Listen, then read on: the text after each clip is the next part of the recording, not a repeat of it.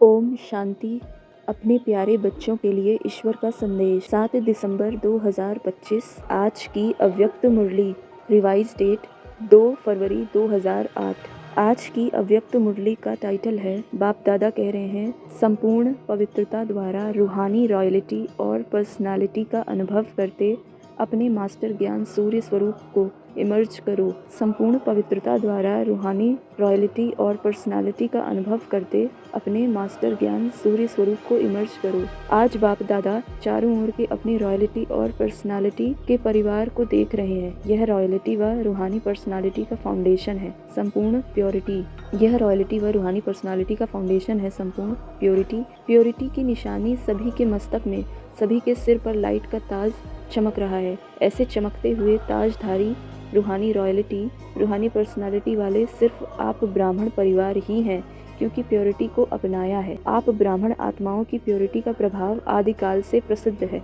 याद आता है, अपना अनादि और आदिकाल याद करो। अनादिकाल में भी आप प्योर आत्माएं, आत्मा रूप में भी विशेष चमकते हुए सितारे चमकते रहते हैं और भी आत्माएं हैं, लेकिन आप सितारों की चमक सबके साथ होते भी विशेष चमकती है। जैसे आकाश में सितारे अनेक होते हैं, लेकिन कोई कोई सितारे स्पेशल चमकने वाले होते हैं। देख रहे हो सभी अपने आप को। फिर आदिकाल में आपकी प्योरिटी की रॉयल्टी और पर्सनालिटी कितनी महान रही। सभी पहुंच गए आदिकाल में, पहुंच जाओ। फिर बाप दादा कह रहे हैं, पवित्रता की परख वृत्ति, दृष्टि और कृति तीनों में चेक करो। संपूर्ण पवित्रता की जो वृत्ति होगी वह बुद्धि में आ गई ना। सोचो, संपूर्ण पवित्रता की वृत्ति अर्थात हर आत्मा के प्रति शुभ भावना, शुभ कामना अनुभवी होना। और दृष्टि क्या होगी? हर आत्मा को आत्मा रूप में देखना, आत्मिक स्मृति से बोलना चलना। शार्ट में सुना रहे हैं, डिटेल तो आप भाषण कर सकते हैं। और कृति अर्थात कर्म में सुख लेना, सुख देना। यह चेक करो, मेरी वृत्ति, दृष्टि, कृति इसी प्रमाण है। सुख लेना, दुख नहीं लेना। तो चेक करो, कभी दुख तो नहीं ले लेते हो? कभी कभी थोड़ा थोड़ा दुख देने वाले भी तो होते हैं ना। मानो वह दुख देता है, तो क्या आपको उसको फॉलो करना है? फॉलो करना है कि नहीं? फॉलो किसको करना है? दुख देने वाले को या बाप को? बाप ने, ब्रह्मा बाप ने निराकार की तो बात है ही, लेकिन ब्रह्मा बाप ने किसी बच्चे का दुख लिया, सुख दिया और सुख लिया। फॉलो फादर है या कभी कभी लेना ही पड़ता है। नाम ही है दुख।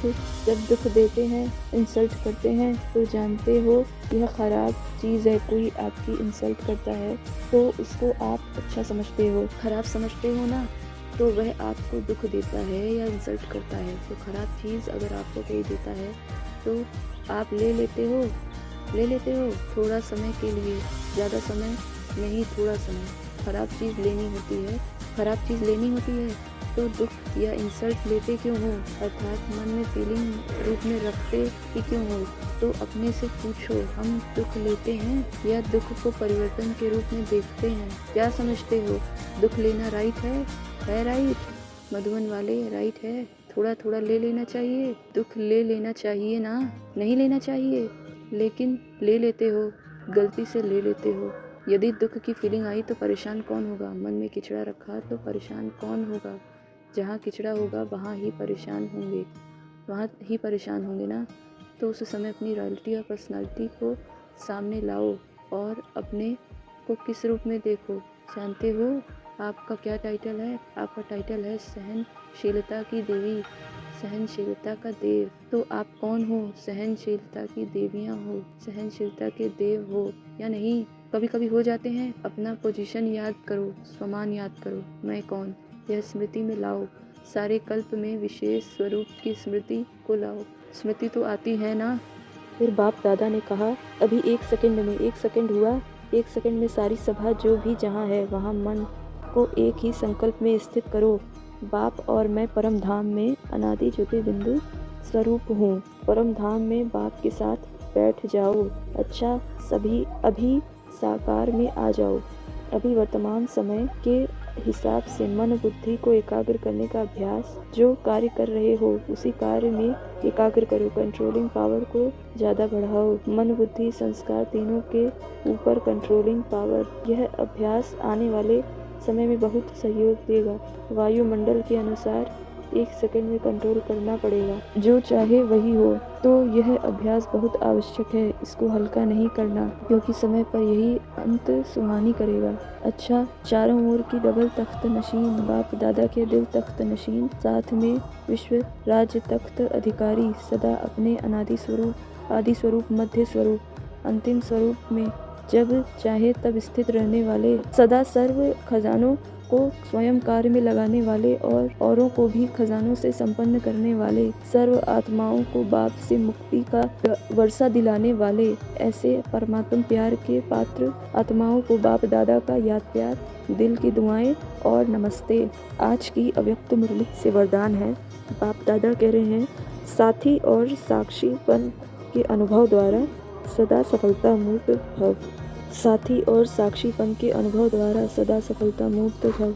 जो बच्चे सदा बाप के साथ रहते हैं वह साक्षी स्वतः बन जाते हैं, क्योंकि बाप स्वयं साक्षी होकर पार्ट बजाते हैं, तो उनके साथ रहने वाले भी साक्षी होकर पार्ट बजाएंगे। और जिनका साथी स्वयं सर्वशक्तिमान बाप है, जिनका साथी स्वयं सर्वशक्तिमान बाप है, वे सफलता मूर्त भी स्वतः बन ही जाते हैं। भक्ति मार्ग में तो पुकारते हैं कि थोड़े समय के साथ का अनुभव करा दो, झलक दिखा दो, लेकिन आप सर्व बंधनों से साथी हो गए। यह तो इसी खुशी और नशे में रहो कि पाना था सो पा लिया।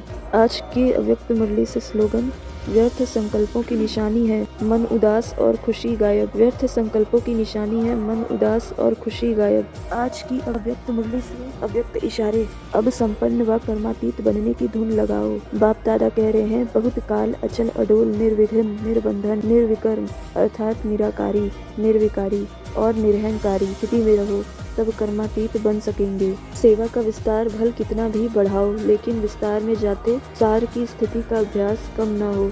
विस्तार में सार भूल न जाए। खाओ पियो सेवा करो, लेकिन न्यारेपन को नहीं भूलो। अच्छा, ओम।